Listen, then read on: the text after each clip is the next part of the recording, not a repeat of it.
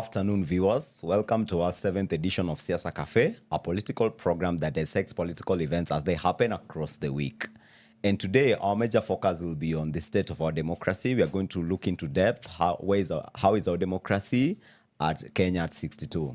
And to take us up to this day's conversation are two amazing guests. One is Mr. Andrew Maseno, who is the ODM chair, Ngando Ward in Dagoretti South. And also we have with us Mr. Gibson Langat, who is a former MCA aspirant, Bomest East Ward. Karibuni sana, gentlemen. Thank you. Yeah. Briefly, may you introduce yourself as much as I've introduced you? Yeah, as you've heard, my name's Andrew Maseno, the current ODM chairperson, Ngando Ward. All right, pleasure. I myself, I'm Gibson Langat, former aspirant of UDA, Langata constituency, chairmanship. Langata, not Bomest East. Langata, but 2017 I was in Bomet East. All right, okay. Yeah. Thank you for that correction. Now we'll take a commercial break before we begin our conversation of today. I am your host, Gordon Oduor. This program is brought to you by Aditech TV and Naiwave Studios.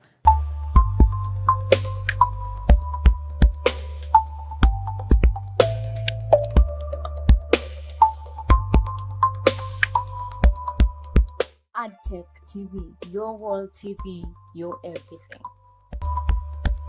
Gentlemen, we are going to start off with our conversation of today. That is the state of our democracy. And I'll ask a very simple question. Mr. Kiplagat, what's the state of our democracy, Kenya at 62?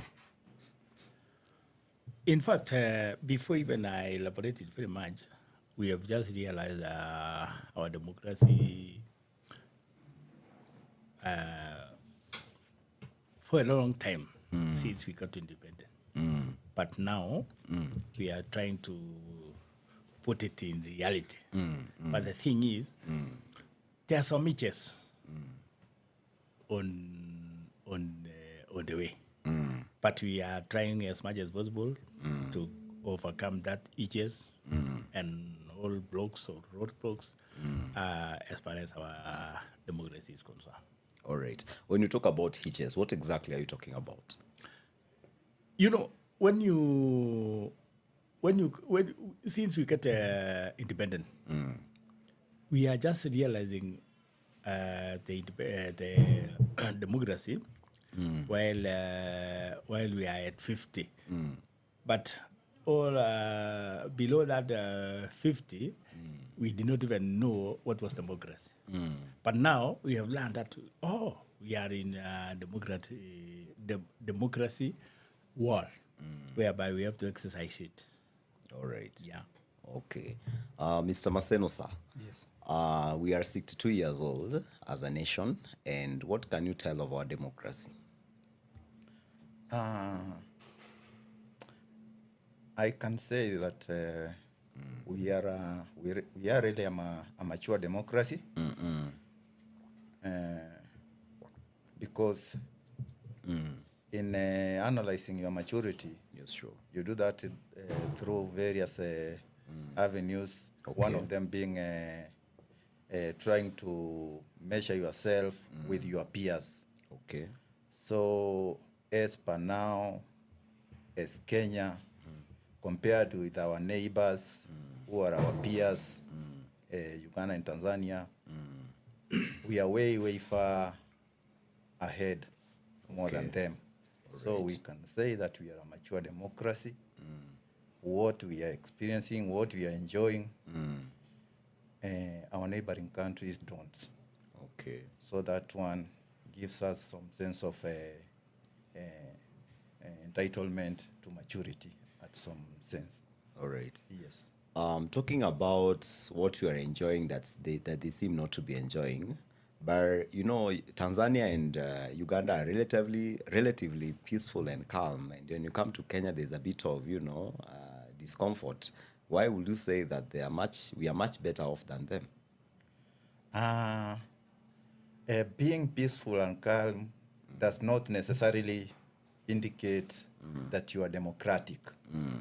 Your silence might be might come in form of intimidation or a lot of limitations.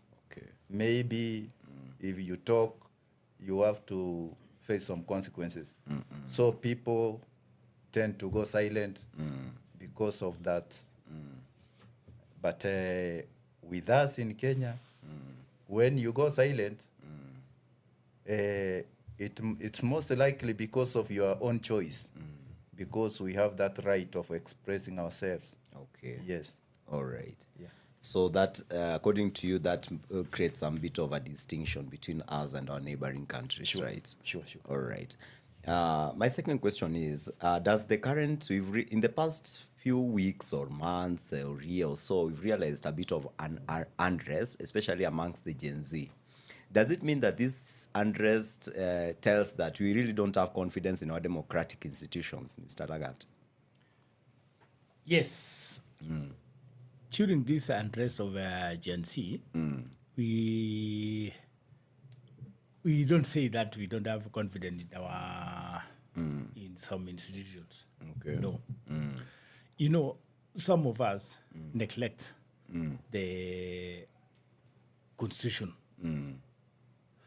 Constitution of 2010 gave us that democracy, a very clear way to enjoy our democracy. Okay. There's a very okay. The constitution is very clear here. We have an expression. We have a way of expressing ourselves, and it is a democratic way. Sometimes you can find some other institutions, especially government institutions, they don't respect the rule of law. Other things, when the GNCs was, we realized how, during the GNCs unrest, we realized even there are some killings whereby we are trying to show that we are a democratic country. But at the end of the day, we have to follow the rule of law because we are a democratic country.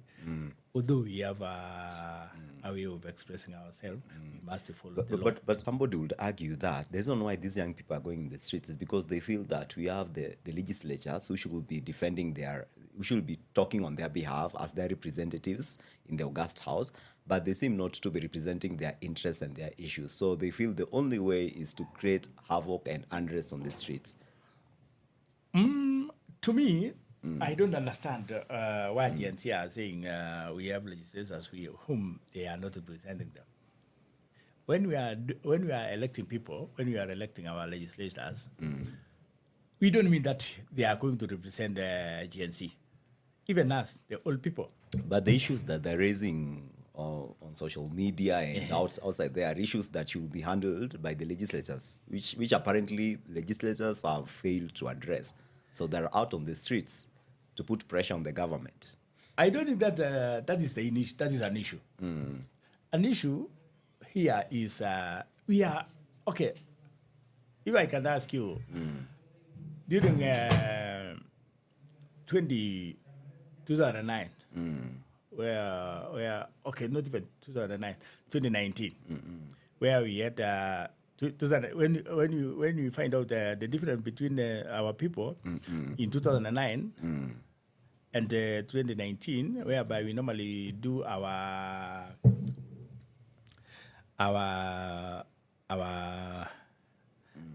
head count or whatever. Census. Census. So when we find out in 2009 we had few people. 2019 we had so many people. 2029 we have so many people. We normally increase. Every 10 years we might be having something like 5 million. Currently we are just approaching 56 million, whereby in 2009 we had only something like 42 million or 40 million. So when we see sometime when a country realize there are so many people coming up and there is no job, that is where we are going to realize unrest in our youth. Because I don't understand. Youth is just saying, okay, he graduated the other day, and he want to get a job.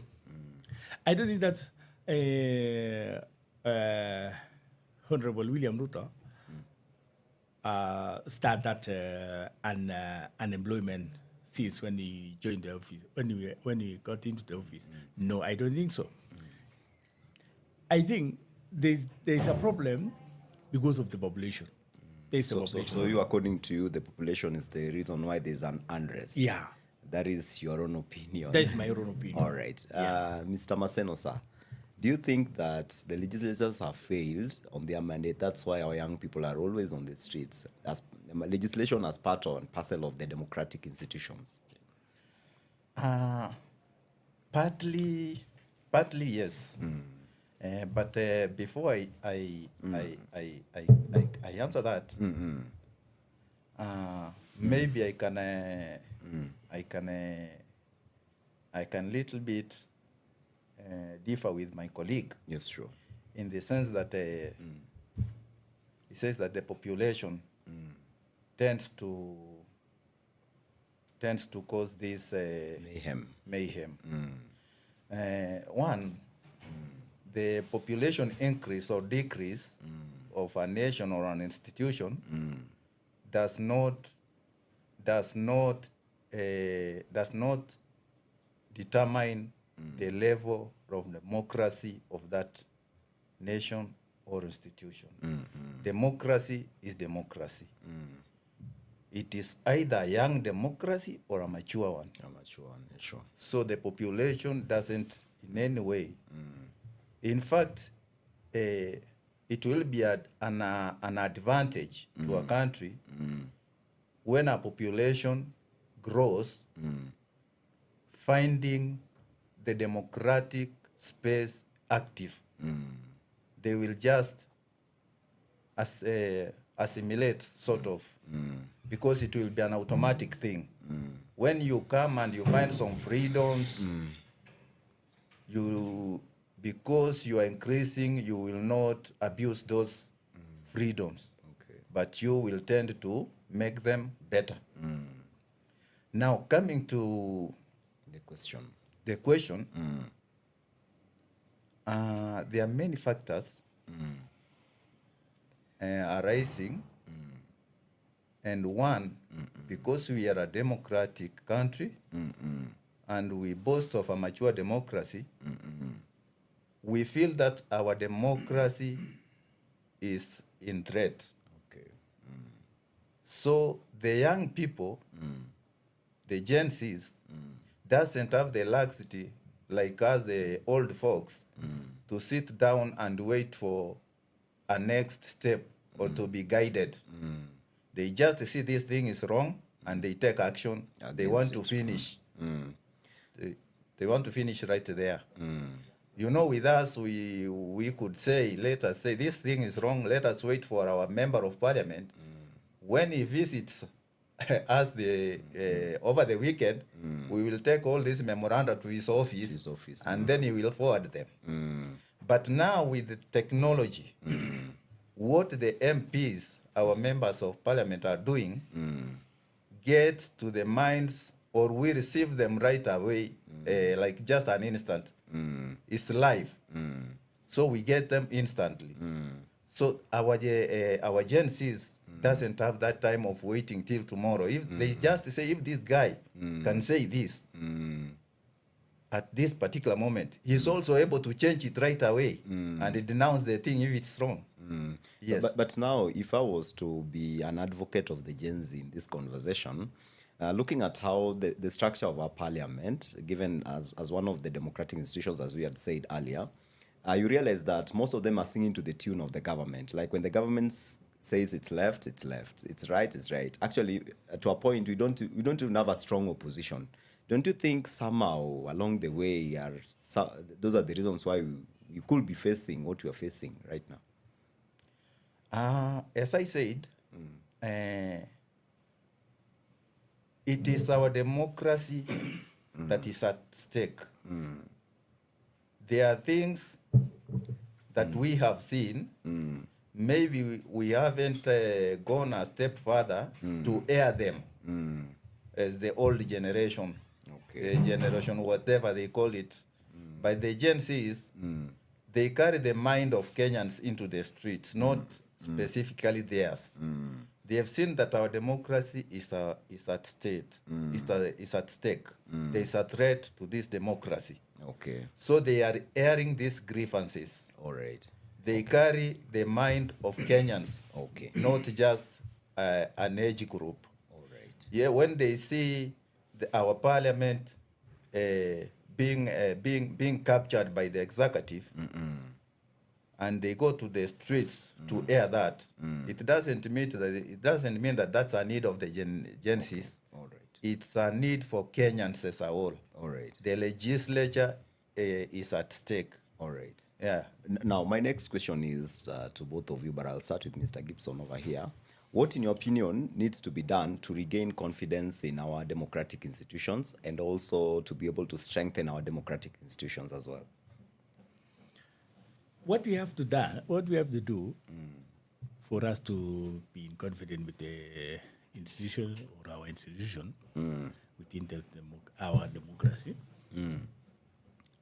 let us learn from the past. What are the beliefs we had in the past? Because these people, they can think today and do it in the next 1 hour. Yeah, exactly. But to us, as my friends told us, that all folks, we think today and we might act next day or the other week. So here, we don't have to rush thing. As you have told us that there is no strong opposition. That is true. We don't have a strong opposition. But what can we do to regain confidence?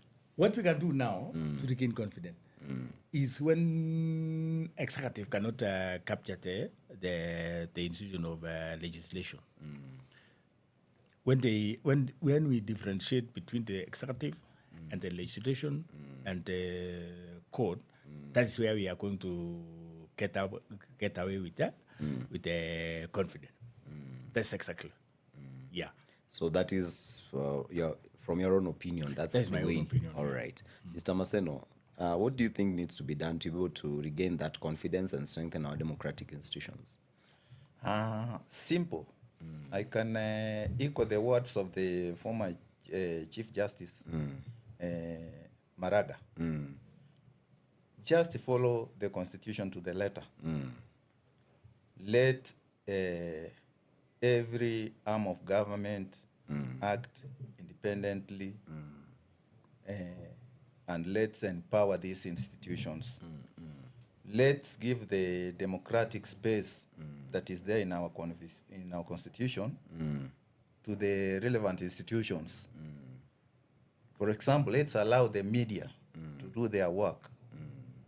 Let's allow the freedom of assembling and expressing people's views as it's enshrined in our Constitution. Let's give that space. Yeah. All right. But everything you've talked about are what is there. It's a provision in the Constitution and it's being implemented. Like freedom of the press is there. Talking about freedom of assembly, it's there. What new or what should we inject? What is it that we need to inject for us to realize? Yes, those freedoms are there in paper, but they are not being implemented. When there is the state capture thing, the legislature dancing to the tune of the executive or the judiciary doing the same, this other thing tends to exist in paper. You see people out there are caught while assembling, expressing their whatever, and then they are taken to our courts, and our courts didn't just come from the moon the other day. They are seeing what's happening. Okay. And you see as a judge, All right.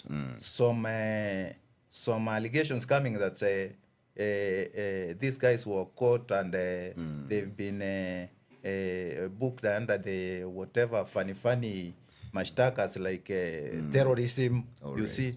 So such things are what we see that causes our democracy to be at stake, and that's why they are pricing of the Kenyans. All right. Yes. Okay, I get To you. uphold So that. all we need, yes.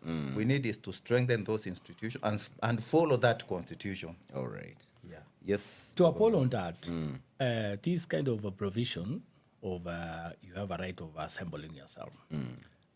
Let us follow the law. The law says that if you want to assemble, you just write a letter to OCS, to that area, from that area. You just state, I'm going to assemble my people right from here at this time to this time. Okay. The only thing that we don't do is we don't follow that law, and it is there. So when you are telling us we are not in a democratic country, we are in a democratic country, but us ourselves, we are going to assemble ourselves without following that law. So there is no need of just saying we don't have democracy. We have a democracy. So you're throwing the blames to civil unrest. Yeah. As the reason why we are facing what we are facing today. Yeah, because the reason why I'm saying so is because we have been witnessing these teachers going on assembling themselves. We have not witnessed anything, any harmful, any damages, any whatever. We have witnessing these doctors. They have been assembling themselves. Have you ever witnessed anything damage? Not really. No. So that's why you are saying we ourselves, we are trying to. There must be something that we are behind it. All right. Yeah. Now, my other question is, if you are president today, from where President Ruto sits, what will you do to be able to, restore order and sanity to the nation, especially at this time when, it's almost obvious that we are really not on the right trajectory? What will you do in your capacity, Mr. Maseno? First, there is a lot of disengagement between the citizens and the political class. What I would do if I happen to be in his shoes, I would engage constructively all citizens. Okay. I would call this youth, and they bring in their views, what they think is not going right, or what they think. But we've had such engagements before, but it seems we are not making progress. No, that was it was a cosmetic one. A forum is. So how do you differentiate a real and a cosmetic one? What's the parameter? Let those who are willing to attend apply. We have a system that is so open, robust in selecting or giving right to those who are going to attend. But this one, you find that a forum is organized. There is a selective view. I must know where you stand so that I can allow you attend such an exercise. All right. I must know whether you are against me or up for me so that I can let you in. Because you must come and sing yes to my views. But those who are coming to represent the real burning issues are shut out. Okay. There is no mechanism of allowing the real voices to be aired there. So if you were to stick to that, your argument, I've also been part and parcel of these forums, either online or physical, and you've realized there are also people with divergent, views and thoughts. So for you saying that some of these engagements are majorly for pro-government or pro-president, then I feel somehow you are wrong, because it's quite engaging where you get dissenting, voices. How do you make of that? Now, for example, if I can remember well, the last forum that I saw the president engage the agencies, I think was in, if not, it might be in at KICC. And when I looked at those representing the young people there, and when I heard their views, I doubt whether they were there representing the voice of the young people or their own voices, because others were clearly timid. Because if you could go there, if you had those guys there, the youths who were there, telling the president that they need employment opportunities, they need what? Some things, some funny things, and no one actually spoke about the dissenting voices out there of how their members of parliament had failed them, how they had misrepresented them. You see, the mandate of taking the attendees to those gatherings is left to the members of parliament. All right. And when a member of parliament goes to their constituencies, they just pick their colleagues, those who will speak their mind, not the mind of the masses. Okay, I understand you. Yes. Mr. Gibson, if you are the president today, what will you do in your capacity to restore sanity and order? Okay, I can differ with my colleague here due to the sense that, as I've told you, that this unrest was realized during Moi tenure and also Ruto's tenure. When you go back in our history, we find how many years did we realize that there's a commemoration of Saba Saba. Let us come for the other day, unrest. We had Saba Saba 35 years ago. After Moi, Kibaki came in. I didn't even heard of commemoration of Saba Saba. Kenyatta came in. If I'm not wrong, I did not even hear about it. I thought that Saba Saba has gone to underway. It was under the soil, let me say so. But the thing is, when Honorable William Ruto came into power, there's this thing happened. We heard that in some of our media, we heard that there was Mau by that time. And this Gen Z has just rejuvenated in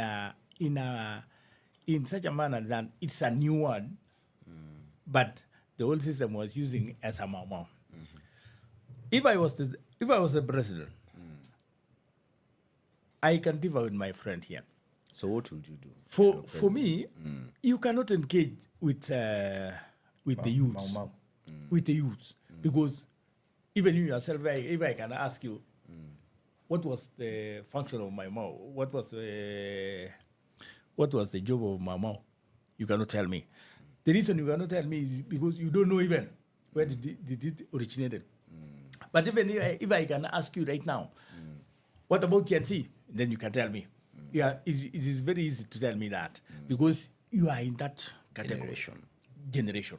Do you get that? So the thing is, I remember Honorable William Ruto engaged with them, but no one came into that X. But my question is, to save on time, what would you do if you are president today to be able to restore faith and trust? Let us follow the law. Yeah, stick to the law. If you see that, if you go to court and you find justice, that's where we are going to get it. We are going to restore. But what about those who feel that the institutions that are there are no longer trustworthy? These things are political. Yeah. When it comes to this animal called Sha, At the end of the day, Shah itself. Sorry, you'll allow me, but let's stick to the, the conversation of the day. Okay.